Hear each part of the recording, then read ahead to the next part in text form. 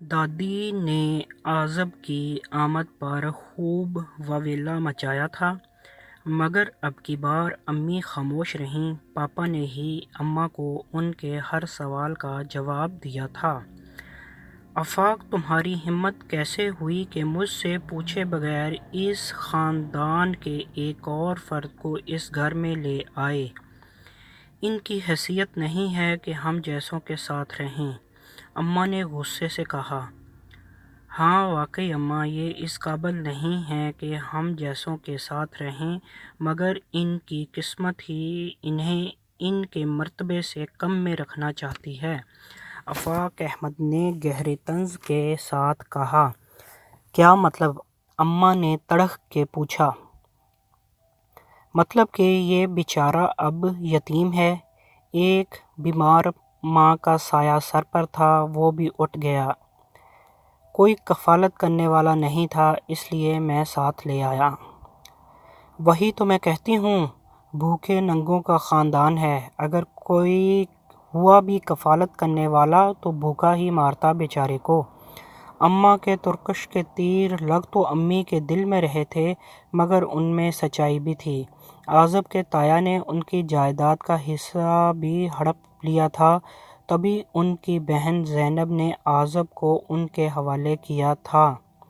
اماں کے دل میں بھی نرم گوشہ تھا، تبھی یتیم کا سن کر بڑبڑاتے ہوئے خاموش ہو گئیں اور امی نے خدا کا شکر ادا کیا۔ یوں ان کی بہن کی نشانی ان کے پاس رہنے لگی۔ اعظم بہت خاموش طبیعت کا لڑکا تھا، یا حالات نے اسے ایسا بنا دیا تھا۔ سب گھر والوں کا رویہ اس کے ساتھ لیا دیا ہی تھا، سوائے امی اور پاپا کے۔ دادی اماں نے اسے رہنے کے لیے اوپر کا کمرہ دیا تھا، جو کوٹھی سے الگ ملازموں کے کوارٹروں سے ذرا بہتر حالت کا تھا۔ وہ کمرہ تھا تو اس وسیع و عریض کوٹھی کی بالائی منزل کا حصہ ہی، مگر ڈیزائن ہی کچھ اس طرح سے کیا گیا تھا کہ کوٹھی سے الگ دکھائی دیتا تھا۔ شاید کوٹھی کا نقشہ بنانے والے کو بھی معلوم تھا کہ اس کمرے میں اعظم نے آ کر رہنا ہے، مگر وہ اس کمرے میں بھی خوش تھا۔ کچھ روز بعد ہی پاپا نے اس کا ایک اچھے اسکول میں ایڈمیشن کروا دیا۔ اس روز میں نے پہلی بار اعظم کے چہرے پر حقیقی مسکراہٹ دیکھی تھی۔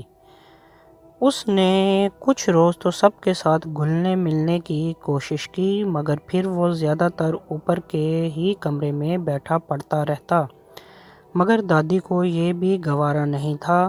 وہ ملازم کو بھیج کر اسے بلوا لیتیں، کبھی وسیع و عریض لان میں لگے پودوں کو پانی دینے کا کہتیں، کبھی پھولوں کے پودوں میں اگی گھاس نکالنے کو کہتیں۔ حالانکہ اس کے لیے 2 مالی الگ سے رکھے ہوئے تھے، اور کچھ نہ ہوتا تو اسے پہلے سے صاف شدہ گاڑیوں پر کپڑا مارنے کا کہہ دیتیں۔ اعظم اور شہری ایک ہی کلاس اور اسکول میں پڑھتے تھے۔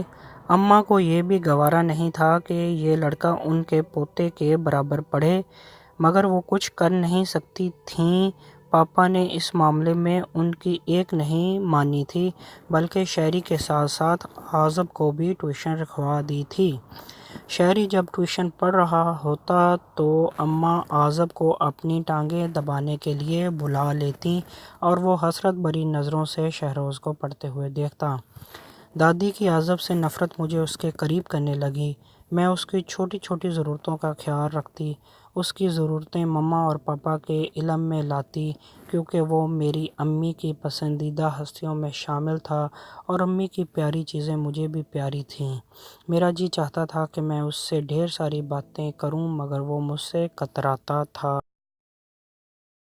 عمر تو ابھی اس کی صرف 12 سال تھی، مگر اس نے دنیا کی ڈپلومیسی دیکھ لی تھی۔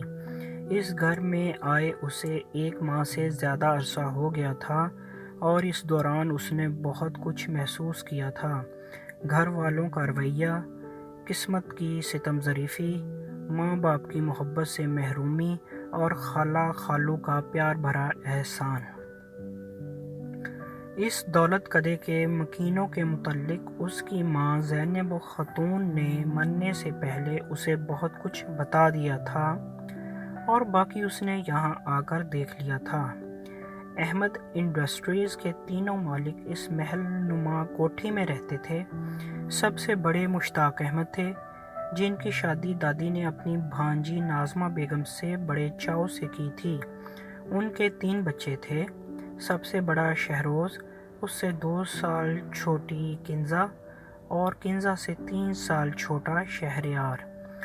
اس کے بعد آفاق احمد کا نمبر تھا، جو ڈاکٹر تھے۔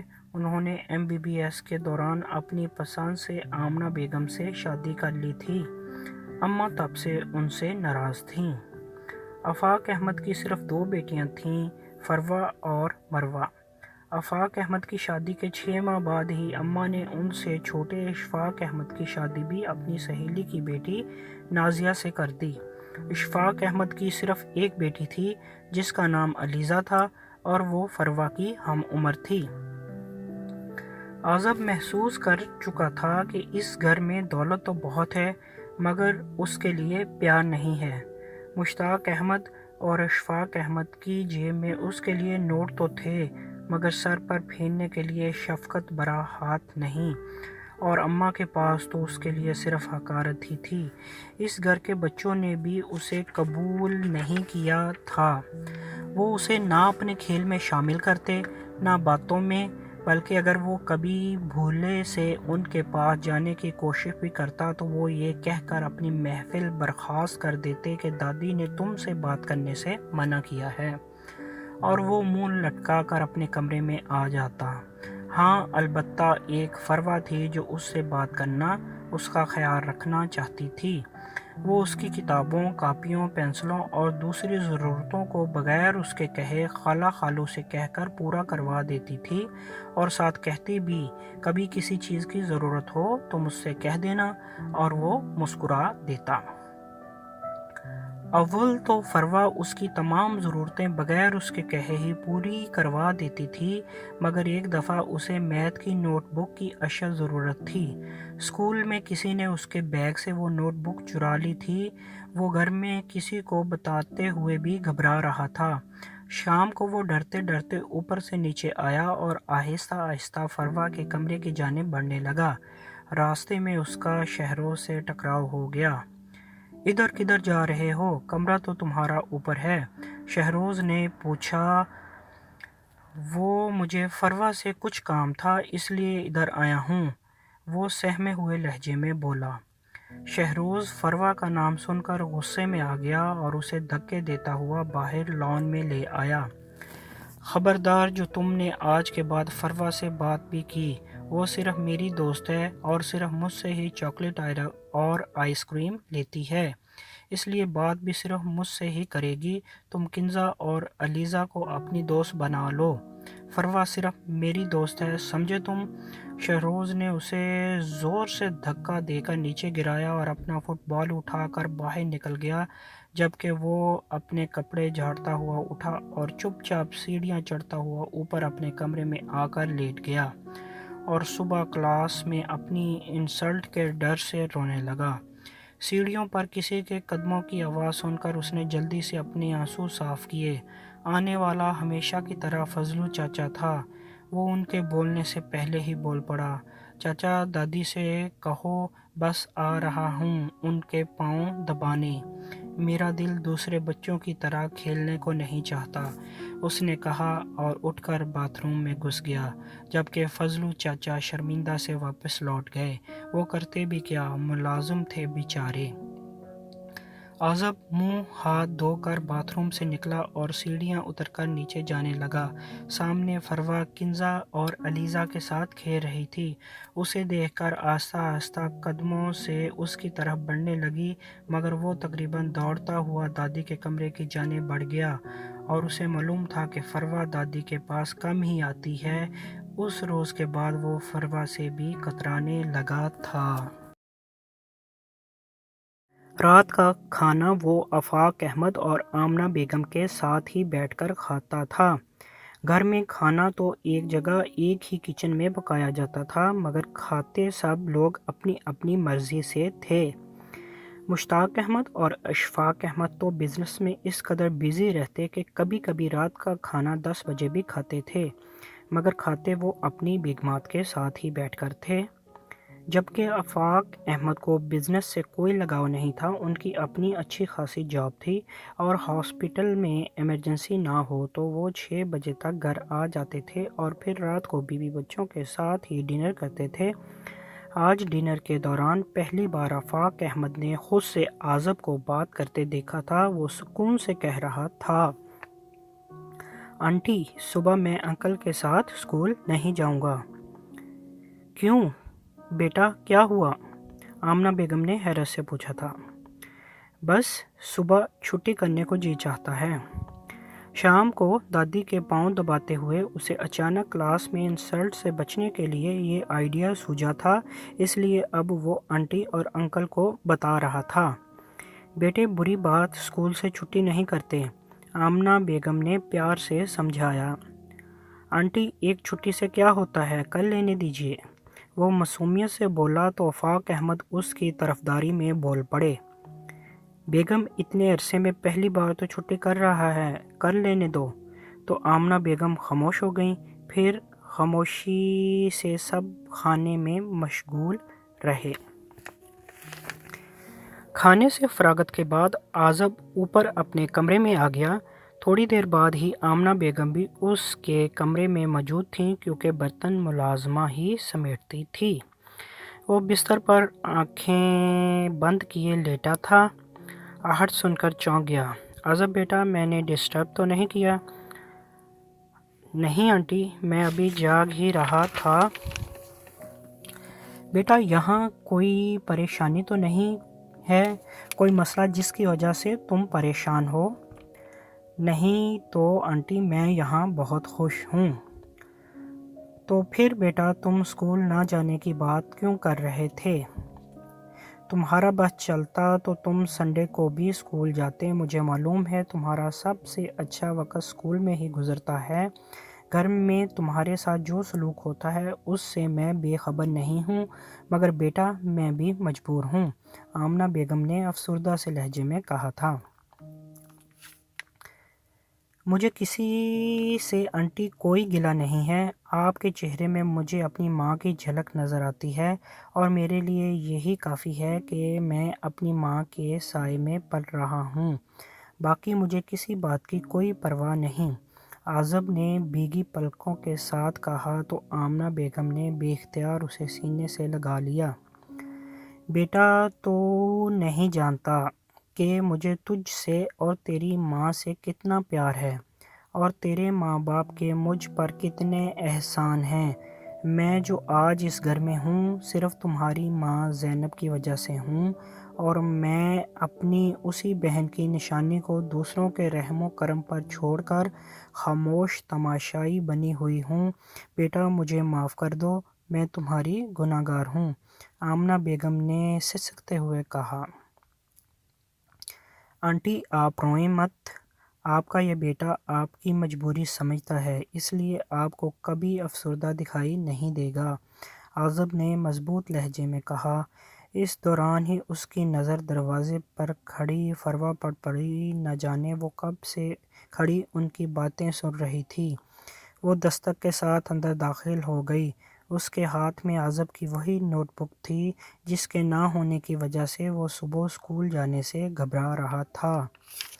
فروہ بیٹا کیسے آنا ہوا؟ میں بس آ ہی رہی ہوں، آمنہ بیگم نے فروہ کو یوں اپنے پیچھے اوپر آنے پر کہا۔ امی یہ شہری کے بیگ سے مجھے ابھی ابھی عازب کی نوٹ بک ملی ہے، کہہ رہا تھا میں ہوم ورک کرنے کے بعد اس کے بیگ میں دوبارہ واپس رکھنا بھول گیا تھا، میں آپ کو دکھانے گئی تو پاپا نے بتایا کہ آپ عازب کے کمرے میں ہیں، اس لیے میں یہ نوٹ بک دینے ادھر ہی آ گئی، فروہ نے کہا اور ساتھ ہی نوٹ بک عازب کی جانب بڑھا دی اور اس نے تھینک یو کہتے ہوئے فوراً پکڑ لی۔ آنٹی آپ فکر نہ کریں، میں صبح ضرور اسکول جاؤں گا۔ میری ماں کی خواہش تھی کہ میں پڑھ لکھ کر بڑا آدمی بنوں اور میں آپ کو بڑا آدمی بن کر دکھاؤں گا۔ اس نے نوٹ بک پر اپنی گرفت مضبوط کرتے ہوئے پرجوش لہجے میں کہا۔ بیٹا، میری بھی یہی خواہش ہے۔ اللہ تمہیں کامیاب کرے۔ میری دعائیں ہمیشہ تمہارے ساتھ ہیں۔ اوکے، گڈ نائٹ، اب سو جاؤ، آمنہ بیگم نے اس کی پیشانی چومتے ہوئے کہا اور فروا کو لیے وہاں سے چلی گئیں، اور عازب سوچنے لگا کہ یہ لڑکی اس کی ہر ضرورت بنا کہے ہی پوری کر دیتی ہے۔ شہری، تم آج میرے لیے چاکلیٹ اور آئس کریم ہی لائے ہو، نئی کارٹون فلم کیوں نہیں لائے؟ تمہیں معلوم بھی ہے کل سنڈے ہے۔ جاؤ، میں تم سے بات نہیں کرتی۔ میں نے چاکلیٹ اور آئس کریم قبضے میں کرتے ہوئے شہروز سے ناراضگی کا اظہار کیا۔ اوہ سوری فروا، یقین جانو میرے ذہن سے نکل گیا، مگر تم ناراض مت ہو، میں شام میں تمہیں لا دوں گا، شہروز نے معذرت بھرے لہجے میں کہا تو میں مسکرا دی۔ اسی دوران ہی عازب اوپر سے چینج کرنے کے بعد امی کے کمرے کی جانب مجھے جاتا دکھائی دیا۔ عازب کی عادت تھی کہ وہ اسکول سے واپس آنے کے بعد امی کے ہاتھ سے ہی کھانا کھاتا تھا۔ اگر کبھی امی بازار گئی ہوتیں یا سو رہی ہوتیں تو وہ کھانا کھائے بغیر ہی اپنے کمرے میں آرام کے لیے لیٹ جاتا۔ امی بعد میں ناراض ہوتیں کہ بھوکے کیوں سوئے تو وہ جواب دیتا کہ میری ماں میرے اسکول سے لوٹنے کے بعد ہمیشہ مجھے خود کھانا کھلاتی تھی۔ اگر کبھی وہ گھر میں نہ ہوتیں تو میں بھوکا ہی سو جاتا، اس لیے میں اپنی یہ عادت چھوڑ نہیں سکتا۔ امی باختیار اسے سینے سے لگا لیتیں اور کہتیں، عازب، پہلے میں سوچتی تھی کہ میری صرف 2 بیٹیاں ہیں، بیٹا کوئی نہیں ہے، مگر اب ایسا نہیں ہے، تم میرے بیٹے ہو، دنیا چاہے کچھ کہے، میں تمہیں خود سے دور جانے نہیں دوں گی۔ پھر میں جب بھی اسکول سے آتی امی کو عازب کا منتظر پاتی، لیکن آج عازب جاتے ہی واپس آ گیا تھا اور ہماری طرف دیکھے بغیر ہی سیڑھیاں چڑھتا تیزی سے اپنے کمرے میں چلا گیا۔ میں شہری سے سونے کا بہانہ کر کے اپنے کمرے میں آ گئی۔ کمرے میں آنے سے پہلے میں نے امی کے کمرے میں جھانکا تو وہ سو رہی تھیں۔ مجھے عجیب سی بے قراری ہونے لگی۔ امی کو جب پتہ چلے گا کہ عازب دوپہر کو بھوکا سویا ہے تو وہ کتنا پریشان ہوں گی۔ یہی سوچتے ہوئے میں نے اس کے لیے چاکلیٹ اور آئس کریم اٹھائی اور اس کے کمرے کی جانب بڑھ گئی۔ دستک پر اس نے دروازہ کھولا۔ پہلے تو مجھے دیکھ کر حیران ہوا، پھر سنجیدہ لہجے میں بولا، آپ اس وقت خیریت ہے؟ وہ میں تمہارے لیے چاکلیٹ اور آئس کریم اسکول سے آتے ہوئے لائی تھی، سوچا تم نے کھانا نہیں کھایا تو تمہیں دے دوں۔ میں جس طرح شہری سے بات کرتی تھی اسی طرح اس سے بھی مخاطب ہوئی۔ وہ طنزیہ انداز میں مسکرایا اور بولا، کسی کا دیا ہوا تحفہ یوں آگے کسی کو نہیں دیتے، شہری آپ کے لیے بڑے چاؤ سے لاتا ہے، اسے معلوم پڑا تو بیچارے کو بڑا دکھ ہوگا، اس لیے آپ ہی ان سے لطف اٹھائیے، اور ویسے بھی میری خودداری مجھے اس بات کی اجازت نہیں دیتی کہ میں یوں سیکنڈ ہینڈ گفٹ وصول کروں۔ اس کی بات سن کر میرا ضبط سے چہرہ سرخ پڑ گیا۔ میں اسے سائڈ پر دھکیلتی ہوئی اندر داخل ہوئی۔ ٹیبل پر آئس کریم جو آدھی سے زیادہ پگھل چکی تھی اور چاکلیٹ کے ڈبے کو تقریباً پٹخا اور عازب کو بازو سے پکڑ کر کھینچتی ہوئی سیڑھیوں تک لائی۔ یہاں سے کوٹھی کے اندرونی کمروں کا منظر واضح دکھائی دیتا تھا اور اس ٹیبل کی طرف اشارہ کیا۔ یہاں شہری کی مجھے دی ہوئی چاکلیٹ اور آئس کریم ابھی تک پڑی تھی اور پیر پٹکتی ہوئی نیچے اتر آئی، جبکہ عازب کے چہرے پر شرمندگی کے تاثرات تھے۔ پہر میری پوری غصے میں گزری۔ شام کو امی نے عازب کو بلایا اور ذرا سخت لہجے میں پوچھا، تم دوپہر کو بھوکے کیوں سوئے؟ مجھے جگا لیتے۔ بھوکا کب سویا ہوں آنٹی، پگھلی ہوئی آئس کریم اور ڈھیر ساری چاکلیٹ کھا کر سویا تھا۔ وہ کہاں سے ملی؟ امی نے ہنستے ہوئے پوچھا۔ ادھر کچن میں ہی پڑی مل گئی تھیں، شاید فروا خرید کر لائی تھی، اس نے میری طرف دیکھتے ہوئے کہا تو میری ساری ناراضگی دور ہو گئی، مگر میں نے اس پر ظاہر نہیں کیا۔ اچھا کیا جو تم نے کھا لیں، اسے تو شہری روزانہ ہی لا دیتا ہے۔ امی نے لاپرواہی سے کہا، مگر مجھے بالکل بھی برا نہیں لگا۔